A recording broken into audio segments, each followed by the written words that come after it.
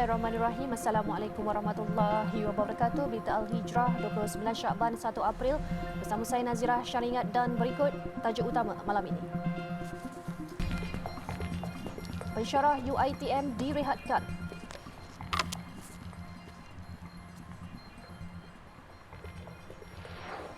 Juga balik Malaysia jalan kaki.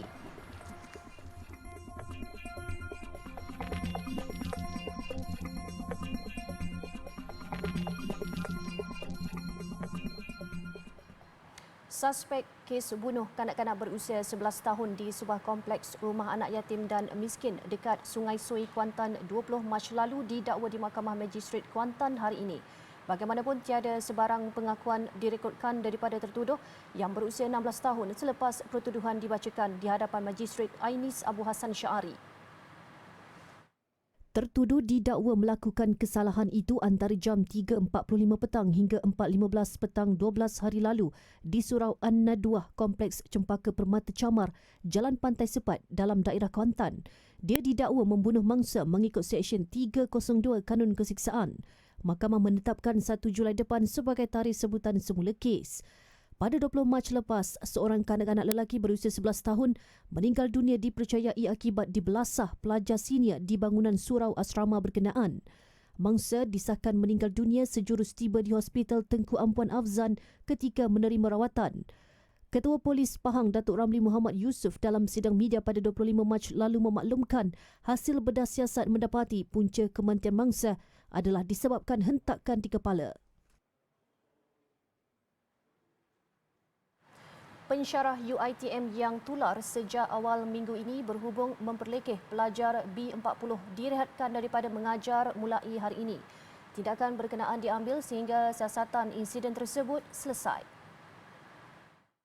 Jabatan Komunikasi Universiti Teknologi Mara UiTM menerusi kenyataan di Facebook rasminya hari ini memaklumkan keputusan itu dibuat menerusi mesyuarat Lembaga Pengarah Universiti LPU yang diadakan semalam. Kenyataan itu memaklumkan Profesor Dr. Roshana Takim direhatkan daripada tugasan pengajaran mulai 1 April sehingga siasatan lengkap dilaksanakan oleh UiTM. Keputusan ini dibuat bagi memastikan siasatan dapat dilaksanakan secara berkesan dan teratur. Menurut kenyataan itu lagi, pihak universiti memandang serius terhadap mana-mana pihak yang menyebarkan maklumat sulit secara sengaja ataupun tidak yang boleh menjejaskan imej dan nama baik universiti serta menggugat keselamatan warganya. UiTM juga tidak akan teragak-agak untuk mengambil tindakan tegas dan melaporkan kepada pihak berkuasa jika terdapat pihak yang berkongsi hantaran yang mengelirukan. Bagaimanapun dalam konteks ini, UiTM akan memperkasa peranan pensyarah dan menambah baik polisi serta etika pengajaran di semua peringkat pengajian. Penilaian dan pemantauan terhadap profesionalisme pensyarah yang dibuat secara rawak setiap semester juga boleh menjadi elemen tambahan dalam proses kenaikan pangkat serta pelanjutan kontrak perkhidmatan. Baru-baru ini tular di media sosial rakaman kelas dalam talian yang memaparkan seorang pensyarah memperlekeh penuntutnya kerana tidak mempunyai komputer riba serta meminta penuntut sama menyuruh kakaknya menggadai gelang emas bagi membeli peralatan itu. Pensyarah itu juga pada masa sama memperlekeh penuntut B40. Lebih 10,000 pelancong luar negara dijangka tiba ke Malaysia melalui jalan udara hari ini sempena pembukaan semula sempadan. Menurut Menteri Pelancongan Seni dan Budaya Datuk Seri Nancy Shukri, dengan jumlah tersebut, beliau optimis sasaran 2 juta pengembara luar datang melancong ke negara ini dapat dicapai dalam masa 3 bulan. Actually, initially, our target is 2 million for the year. Although we are quite optimistic that the figures will very soon be changing, because from Singapore itself, when Singapore opens, we know we could easily reach 1 million within 2 weeks. So for now, we are observing first that the 2 million target that we have been targeting, perhaps maybe within 3 months or even lesser than that. We hope to update the media again. Jelasnya jumlah kemasukan pelancong antarabangsa dijangka akan terus meningkat pada minggu ini dan minggu hadapan. Justru dengan kejayaan pembukaan semula sempadan negara, kementeriannya berharap agar dapat memperoleh jumlah dapatan sebanyak 8.6 bilion ringgit seperti mana yang diperoleh sebelum pandemik berlaku. Beliau berkata demikian kepada media selepas menyambut ketibaan 283 penumpang Etihad Airways EY418 yang tiba di lapangan terbang antarabangsa Kuala Lumpur KLIA pagi tadi. Untuk rekod, lebih 110 penerbangan antarabangsa dijadual mendarat di KLIA, KLIA 2 serta lapangan terbang antarabangsa lain hari ini, termasuk 6 penerbangan dari Hong Kong, Incheon, Melbourne, New Delhi, Doha, Istanbul dan London.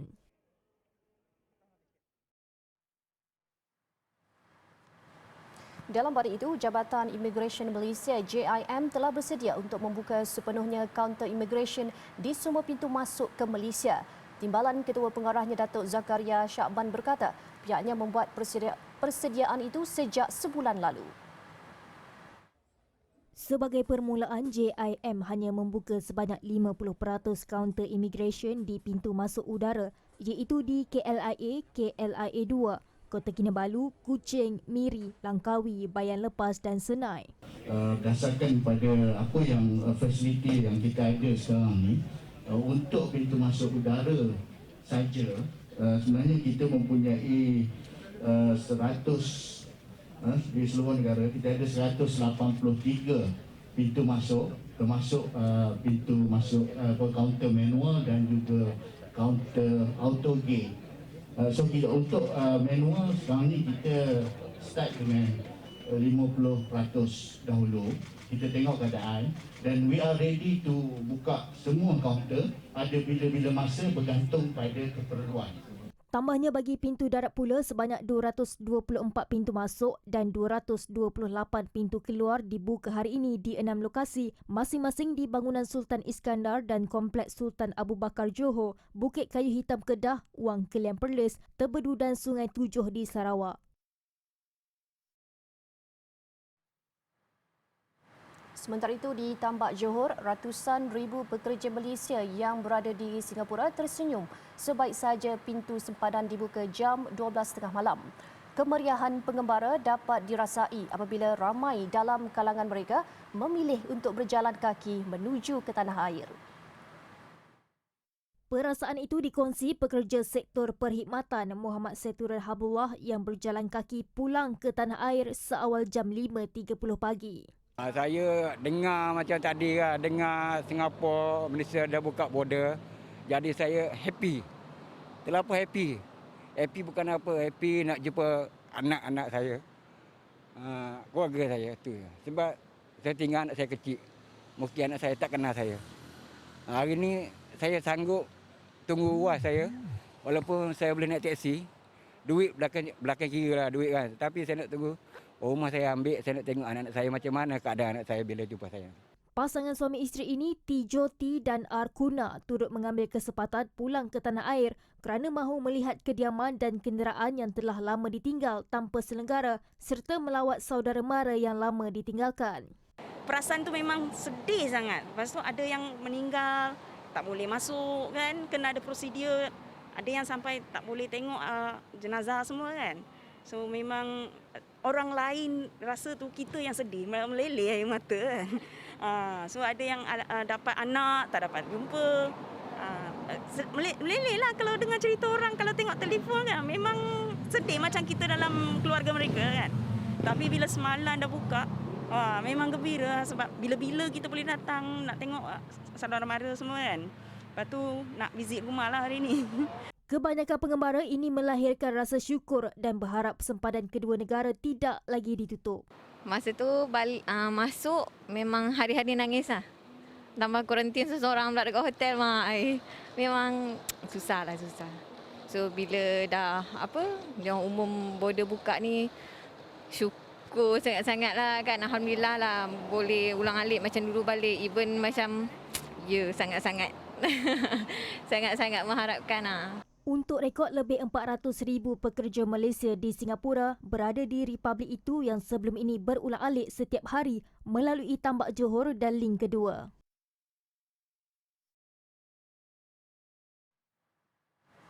Sementara itu, pembukaan sempadan Malaysia-Thailand menyaksikan suasana pilu pertemuan ibu dan anak selepas sekian lama terpisah.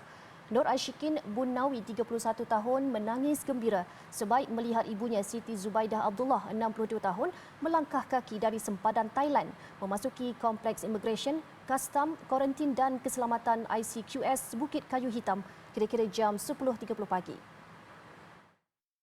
Pertemuan dua beranak itu cukup menyentuh perasaan apabila Nur Ashikin dapat menjemput dan memeluk ibunya berdekatan pagar sempadan.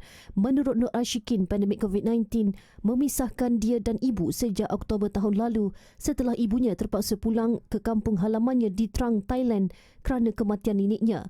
Dia bersyukur kerana proses perjalanan pulang ibu dipermudah kerana Siti Zubaidah mempunyai dokumen lengkap dan sudah lama menetap di Malaysia. Bila dah boleh buka tempatan ni rasa macam bersyukur sangat. Actually kita orang tunggu lama daripada pagi, semalam pun tak dapat nak tidur, memang asyik fikir macam mana urusan. Even tadi dekat bawah pun kita orang macam tak boleh nak lepas dekat sini. Dia orang suruh U-turn tunggu dekat bawah, tapi disebabkan mak saya tak sihat, bagi surat doktor semua dia orang lepas sampai atas. Sementara itu, Siti Zubaidah berkata dia terlalu rindukan 3 anak dan 5 cucu yang semuanya menetap di negara ini. Sebelum ini, dia menumpang tinggal di rumah saudara di kampung dan cuba memohon balik ke Malaysia beberapa kali tetapi tidak mendapat kebenaran. Nak tunggu. Anak pun nak main. Memang tak sabar rindu lah. Ya, tak sabar rindu. Nak tunggu. Hari tu kata bulan 2, ni main bulan 3. Tiap-tiap kali tengok dalam berita kata Malaysia nak buka sempadan. Tunggulah. Siti Zubaidah mempunyai masalah jantung dan dijadual membuat pemeriksaan di Institut Jantung Negara IJN Kuala Lumpur pada 28 April ini.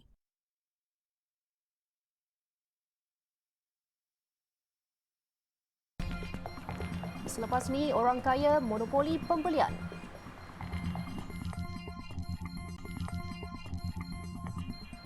Alhamdulillah, bertemu kembali.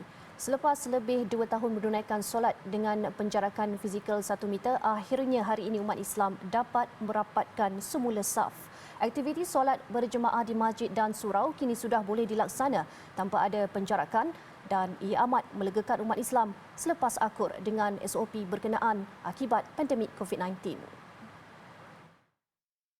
Tinjauan kru Berita Al-Hijrah di Masjid Negara siang tadi mendapati jemaah menunaikan solat Jumaat tanpa penjarakan susulan negara memasuki fasa endemik bermula hari ini. Keputusan kerajaan untuk melonggarkan SOP itu merupakan satu nikmat bagi umat Islam yang sebelum ini sememangnya menantikan detik dan peluang berkenaan. First kali saya syukur kepada Allah SWT. Terima kasih banyak Allah bagi kesempatan untuk kita nak masuk Ramadan ni, kita dapat rapatkan balik saf kita dapat balik dekat-dekat balik macam sedia dulu kali lah sebelum Covid kan. So sangat bersyukur sangatlah Allah bagi kesempatan untuk kita walaupun sekarang belum masuk lagi Ramadan kan. Sangat-sangat bersyukurlah pastinya.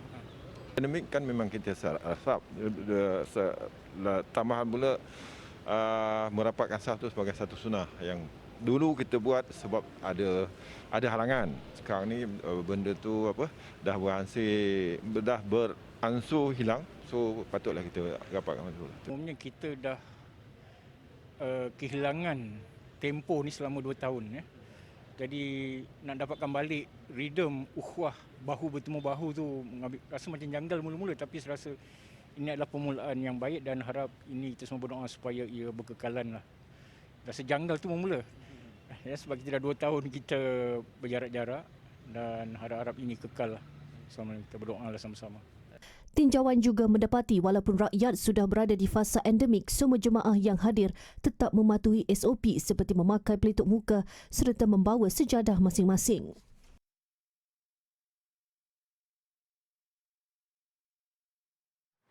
Pembekal dan peniaga kelapa diingatkan tidak mengambil kesempatan menaikkan harga komoditi itu ketika bulan Ramadan. Exco Peladangan Pertanian dan Industri Makanan Perak Razman Zakaria berkata, jika perbuatan tidak bertanggungjawab itu berlaku, beliau meminta orang ramai membuat laporan bagi memastikan pengguna tidak terbeban.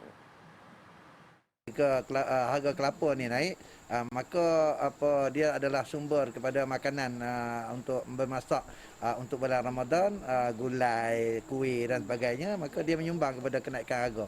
Jadi kita sama-sama bertanggungjawablah kawan ni, insya-Allah. Dan kita menyerulah mana-mana pihak yang berjumpa dengan peniaga-peniaga yang mengambil kesempatan ni sila lapus segera supaya tidak merebak. Beliau berkata demikian dalam sidang media selepas program perasmian jeti darat dan pelepasan ikan kelisa emas di Sanctuary Ikan Kelisa, Tasik Bukit Merah. Menurut Razman, ketika ini bekalan kelapa di pasaran bagi menampung permintaan pengguna sepanjang Ramadan dijangka mencukupi. Malah katanya tidak ada laporan kekurangan hasil pengeluaran tanaman kelapa daripada ladang-ladang kelapa di negeri itu setakat ini. Untuk rekod, harga kelapa di pasaran dijual pada harga runcit antara RM2 hingga RM3 sebiji. Namun difahamkan menjelang Ramadan, ada pembekal dan peniaga yang menjual pada harga lebih RM3 sebiji.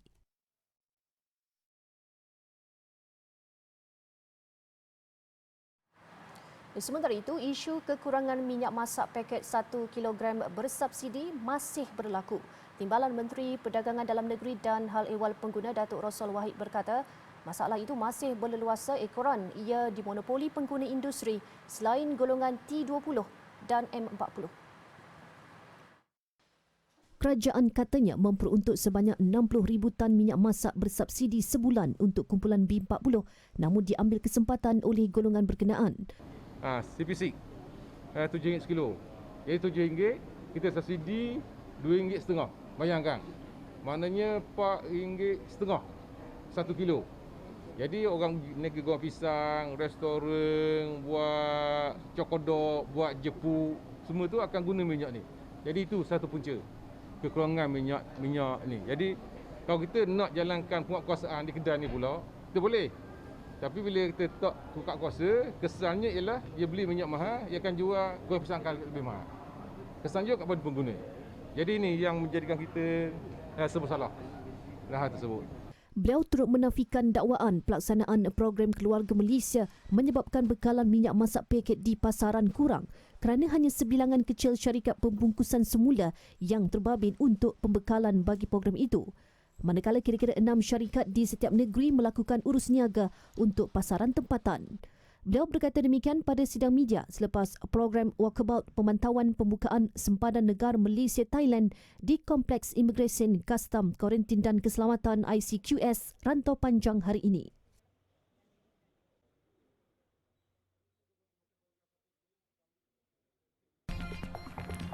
Sasar kutipan 100.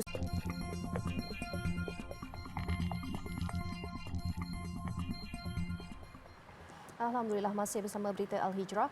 Pusat Pungutan Zakat Majlis Agama Islam Wilayah Persekutuan PPZ Mawib menyasarkan kutipan zakat fitrah dan zakat harta sebanyak RM136 juta sepanjang bulan Ramadan ini.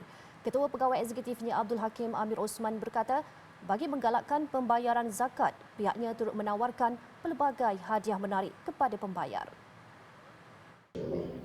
Jadi tempoh kempen sebenarnya ialah daripada 3 April sehingga 2 Mei 2022. Dengan bertemakan Ramadan penuh makna, kempen ini sebenarnya bertujuan untuk membawa pembayar zakat dan juga asnaf untuk kita sama-sama meramaikan Ramadan dengan penuh ketakwaan bagi memenuhinya dengan amal-amal yang soleh, amal-amal kebaikan melalui berbagai pengisian-pengisian yang dirangka khas oleh PPZ Mawib dalam bulan Ramadan pada kali ini.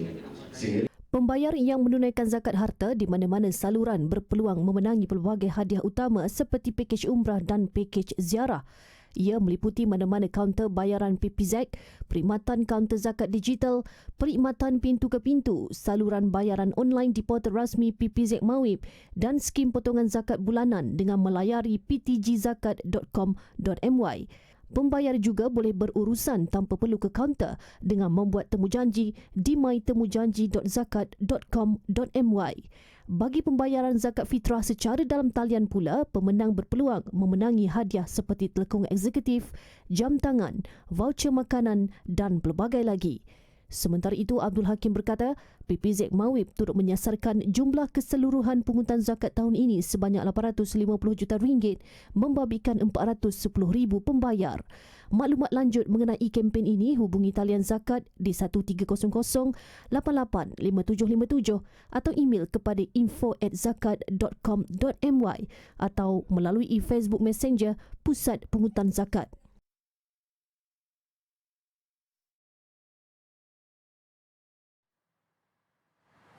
Sempena bulan infak Ramadan, Yayasan Islam Darul Ihsan YIDE memberi peluang kepada umat Islam untuk berinfak menerusi aplikasi Infak YIDE yang dilancarkan baru-baru ini. Pengerusinya Datuk Bahtiar Hussein berkata, inisiatif itu lebih mesra pengguna kerana sumbangan boleh disalurkan dengan mudah, telus dan yakin.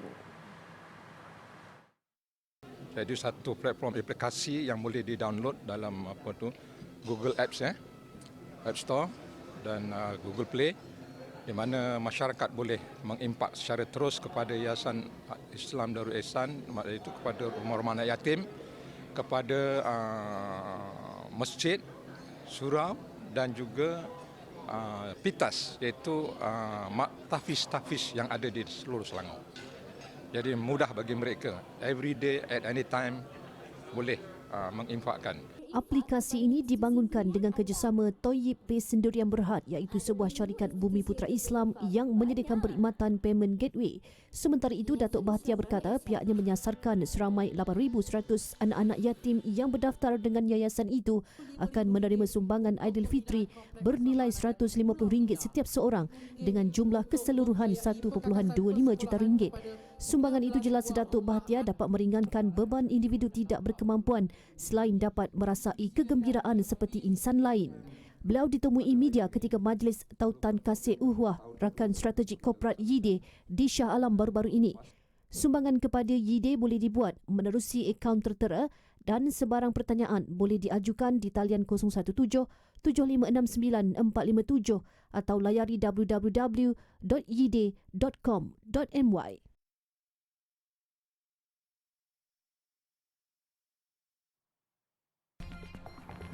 Selepas ini, segmen BA Niaga, sejuta batik percuma.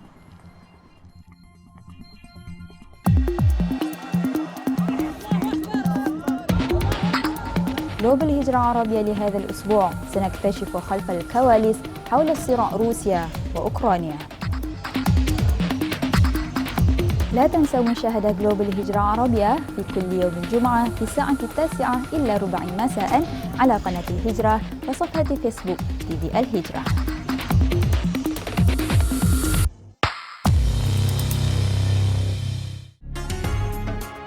Baginda Rasulullah SAW sangat menganjurkan umatnya untuk menjaga qiyamul lail, sehingga beliau pernah berpesan kepada salah seorang sahabat yang dahulunya qiyamul lail lalu ditinggalkan, katanya, kamu jangan jadi seperti si fulan tu, dahulu dia qiyamul lail lalu ditinggalkan. Demikian Nabi mengajak kepada kita istiqamah untuk qiyamul lail.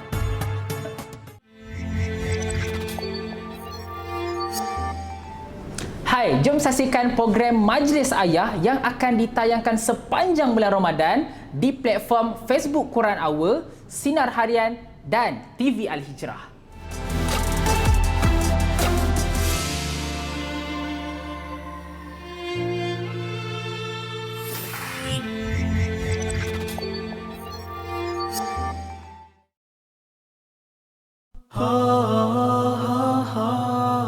Ketika mana Nabi-Nabi mengatakan bahawa kami diutus oleh Allah, mukjizatnya begini, dibelah bulan, dan Allah muwafaqah, Allah Subhanahu wa taala bersetuju dengan permintaan Nabi tersebut untuk dibelah bulan seperti Nabi kita Muhammad sallallahu alaihi wasallam, maka ini bukti besar bahawa Nabi adalah utusannya Allah, tapi masih lagi ingkar dengan perkara tersebut. Ini buktinya apa? Bukti sombong.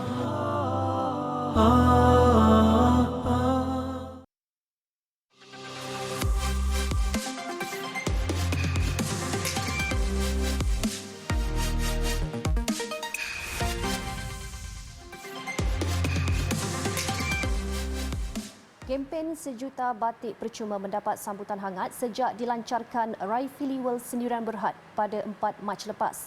Ia sekaligus mencapai matlamat syarikat itu untuk memartabat batik moden selain menghargai seni warisan budaya Malaysia. Pengasas Raifili World Siti Fitriah Harun berkata, dengan mengetengahkan reka bentuk batik moden Malaysia, Raifili berharap industri batik moden bercetak di Malaysia semakin mendapat sambutan. Sebagai pengeluar batik moden nombor 1 di Malaysia, Raifili ingin berkongsi kegembiraan kami dengan penjawat awam agar mereka tahu ada pihak seperti Raifili ini bersama-sama menyokong usaha kerajaan untuk memartabatkan batik di Malaysia. Setakat 14 Mac, lebih 10,000 penjawat awam berjaya menuntut batik percuma menerusi laman web yang disediakan. Sejak ditubuhkan pada 7 Julai 2020, Raifili telah mengeluarkan lebih daripada 1,000 corak batik dan kini dalam proses menghasilkan lebih banyak rekaan ready to wear. Sementara itu, idea untuk mencetuskan kempen 1 juta batik percuma ini timbul ketika industri fashion terjejas akibat pandemik COVID-19. Siti Fitriah bersama suaminya mengambil inisiatif membantu tukang jahit yang hilang mata pencarian. Hasilnya, Raifili berjaya membantu lebih 32,000 suri rumah untuk menjana pendapatan. Walaupun masih baru dalam dunia fashion dan perniagaan, Raifili telah memenangi anugerah The Brand Laureate SME Best Brand E-Branding Award 2020. Sebagai pengeluar pakaian bermotifkan batik, Raifili terus komited untuk memartabatkan batik di persada antarabangsa, malah menyokong pemakaian batik dalam kalangan penjawat awam yang ditetapkan pada setiap hari Khamis.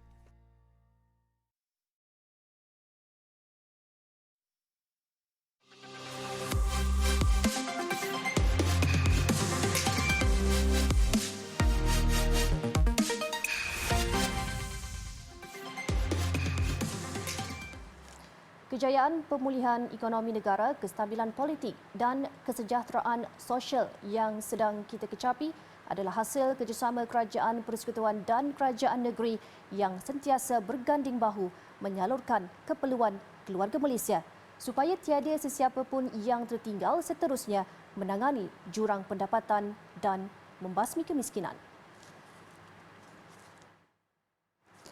Sekian berita Al-Hijrah. Ikuti berita Al-Hijrah di Facebook, Instagram, Twitter, YouTube dan TikTok serta layari alhijrahnews.com untuk lagi berita-berita pilihan eksklusif dan menarik. Saya Nazira Syaringan. Assalamualaikum dan selamat malam.